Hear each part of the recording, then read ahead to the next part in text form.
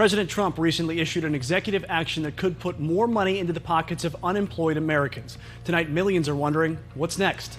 Team 12's Michael Doudna talked with an expert to learn more about what may be around the corner. The fallout from this COVID-19 pandemic is now entering into its 6th month. But for those needing immediate financial help from this executive order, well, may be waiting a while. I'm stuck between a rock and a hard place. Dallas Eads just doesn't know where to turn. The single mother of 2 felt she had to quit her post office job to make sure her kids were looked after while they schooled from home. But now, without the federal boost to unemployment, she has no real way of paying bills. And now we're screwed.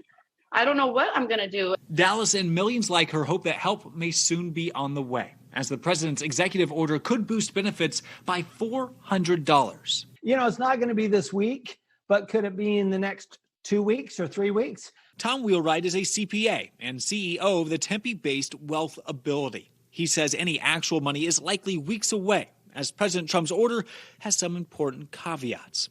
First, a quarter of that money needs to come from Arizona, and there's no clear plan yet showing where exactly that state cash is coming from.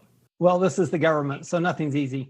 And time is of the essence. The executive order caps benefits at $44 billion, which sounds like a lot until you consider that millions across the country are applying for unemployment. I can't imagine it'll last much more than a month. And the question for some Arizonans is, even if the money is released, can they get it?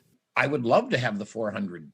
I don't believe I'll ever see it. Fred Eder is a former educator who lost his job as a defensive driver instructor in March. And for him, dealing with the Arizona Department of Economic Security has been a nightmare, getting only one unemployment deposit in the past 6 months. So as part of the at-risk population, Fred says he tries to get help every morning from the government safety net that is designed to protect people like him.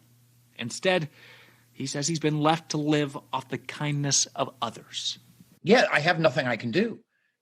There are really no more moves to make. Now, these billions of dollars could turn into a bit of a stopgap measure, really meant to give more time for members of Congress to come to an agreement on a larger financial deal. In the meantime, Governor Doug Ducey's office says they are working diligently to come up with a way to make sure they can deal with the changes made in this executive order. And we could have more information early this week. We're in Phoenix. Michael Doudna,